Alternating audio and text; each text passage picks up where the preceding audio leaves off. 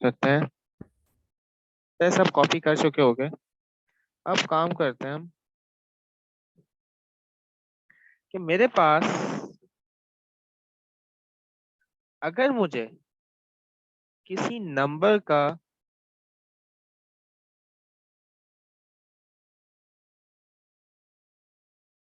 टूस complement find करना है,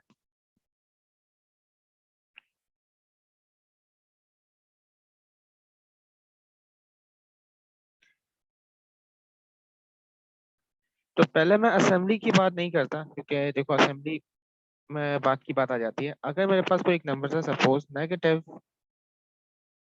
-79, ये नंबर कैसे निकालते थे टूस कॉम्प्लीमेंट में? सिंपली हम कर देते 1 2 4 8 16 32 64 एंड -128। सबसे पहले हम फाइंड आउट करते थे +79।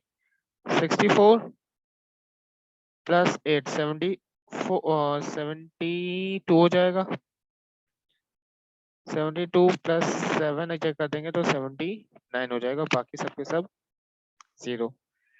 फिर ये आ गया। फिर हम निकाल देते हैं हमारा 1C। 1C क्या होता था? जो भी आपने नंबर कैलकुलेट किया उसको रेसिप्रोकेट कर देना। 0 है तो 1, 1 है तो 0, 0 है तो 1, 0 है तो 1, 0 0 0 0। फिर हम क्या करते थे? ऐड 1 करते थे। ऐड 1 का मतलब क्या हुआ? 0 0 0 0 0 0 0 1 प्लस कर दो तो 0 प्लस 1 1 रहेगा। बाकी सब क्या हो जाएगा?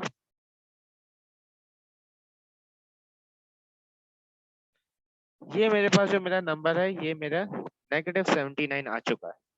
मैंने ये वाला मेथड अब इसलिए बताया, जब मैंने पढ़ाना शुरू किया था टूस कॉम्प्लीमेंट चैप्टर 1 के अंदर, तब मैंने ये मेथड भी बताया था और एक डायरेक्ट मेथड होता था वो भी बताया था। अगर किसी को डायरेक्ट मेथड नहीं पता तो मुझसे क्लास के बाद अलग से पूछ लेना।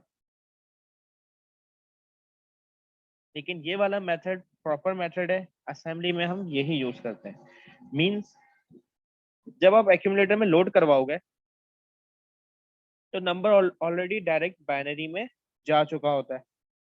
अब आ जाओ उसको ट्राई करते हैं।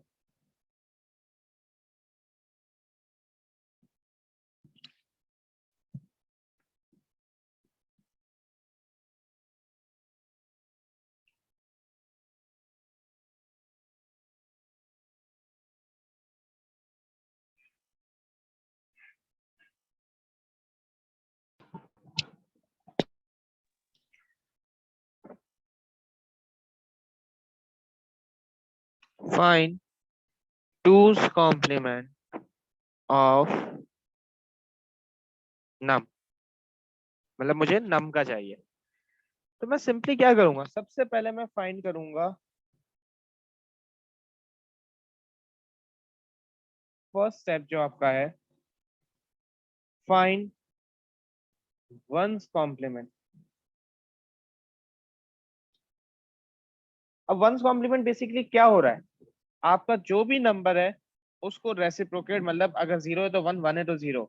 ऑपोजिट कौन करके देता था? कौन सा ऑपरेटर करके देता था? याद करो।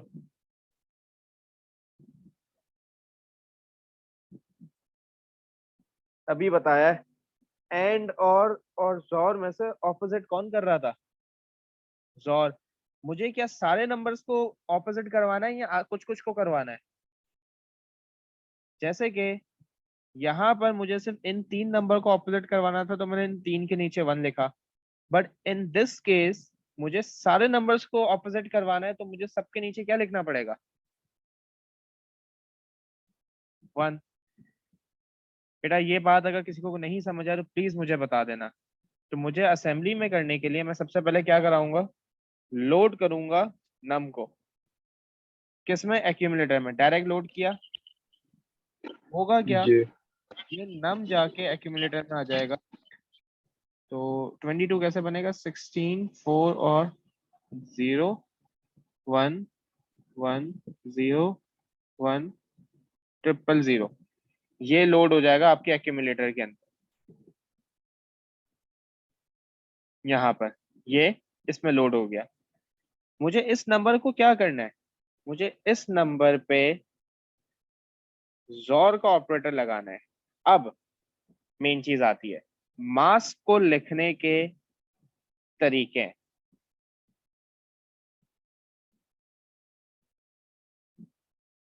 मास मुझे क्या करना है, बेसिकली सारे वंस लगाने हैं ना बेटा। ये कौन से नोटेशन है, बाइनरी है, हेक्सा या डेनरी है?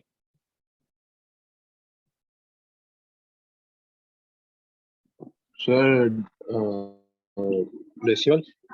नहीं, ये वाली जो भी मैंने सामने लिखी 11111, ये बाइनरी है। Binary binary. ये बाइनरी है। तो बेटा बाइनरी को लिखने के लिए हम स्टार्टिंग में लिखते हैं बी।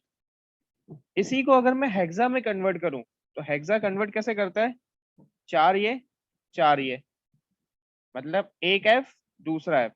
हेक्सा में लिखने के लिए हम लगाते हैं M% का साइन। ये आपके पास आपका बाइनरी था, ये आपके पास आपका हेक्सा था। और अगर मैं डेनरी में लिखना चाह रहा हूं तो डेनरी का मतलब होता है, आप यहाँ पे लिखते हो हैश का साइन लगाते हो, और डेनरी के ये सबका फुल बनेगा 255। डिपेंड करता है मास का भी, तो फिलहाल ये था 0101 होता तो अलग हो जाता। जिस तरीके से यहाँ पे जो मेरा मास था, तो इसको अगर मैं बाइनरी में लिखूं तो 0100 1001, लेकिन इसी सेम मास को मैं हेक्सा में लिखने जाऊंगा तो मैं लिखूंगा M% 12449। ये चार ग्रुप 9 बना रहे हैं, ये चार ग्रुप 4 बना रहे हैं।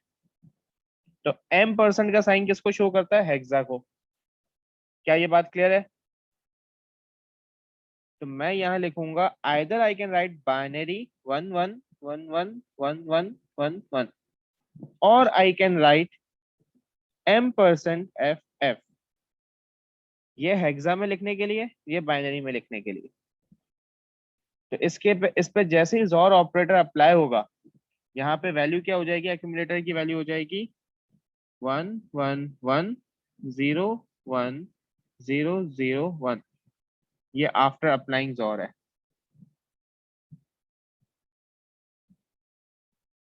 क्या ये बात क्लियर है?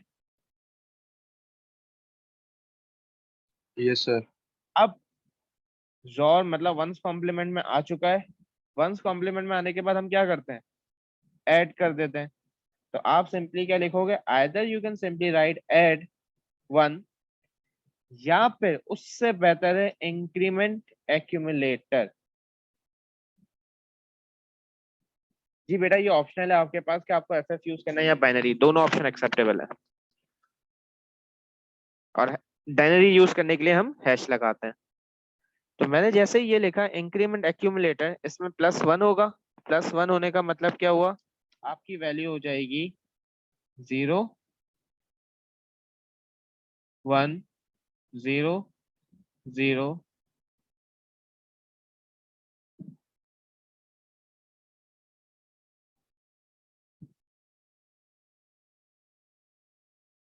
0 रहेगा यहाँ आपके पास, ये 1 रहेगा, फिर 0 हो जाएगा, फिर एक सेकेंड मैं अपने हिसाब से लिख के दे रहा हूँ। ये 0 रहा, 1 0 1 1 0 1 0 1 1। बेटा ये वैल्यू हो जाएगी +1 हो गया। जैसे आपने इंक्रीमेंट एक्यूमुलेटर किया, इसको स्टोर कराना है, आपने लिखा STO, रिजल्ट में जाके स्टोर करा दो या जहां भी स्टोर करवाना था। तो ये है method to find a two's complement using assembly. यहां तक आपने जो कैलकुलेट किया है, ये आपका वंस कॉम्प्लीमेंट कैलकुलेट करने के लिए था। फिर ये आपने एडिशन के लिए किया, तो ये वंस कॉम्प्लीमेंट एडिशन और उसको स्टोर करा दिया। क्या यहाँ तक बात क्लियर है? Mister please give me 2 to 3 minutes, मैं ये सेशन एंड कर रहा हूँ, फिर मैसेज कर रहा हूँ तो गांधी ज्वाइन करो।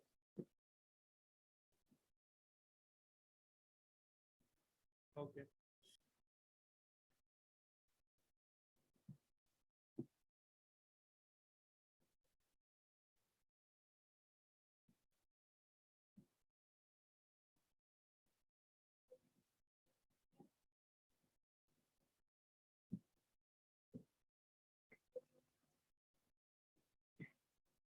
ये बिट मैनिपुलेशन आपका बेसिकली मॉनिटरिंग एंड कंट्रोल का भी पार्ट है, और जो क्वेश्चंस मैंने अब दिए हुए हैं, जो वर्कशीट है, काइंडली बेटा पहले उससे कंप्लीट कर लेना। अगर कोई क्वेरीज है तो मुझे व्हाट्सएप करो। इस सेशन को मैं फिलहाल यहीं, ये सेशन एंड करके कि अब ओ लेवल्स के स्टूडेंट्स आ रहे हैं, मुझे ओ लेवल की क्लास स्टार्ट करो, बट क्वेश्चंस कंप्लीट करके मुझे काइंडली व्हाट्सएप करो। Okay sir.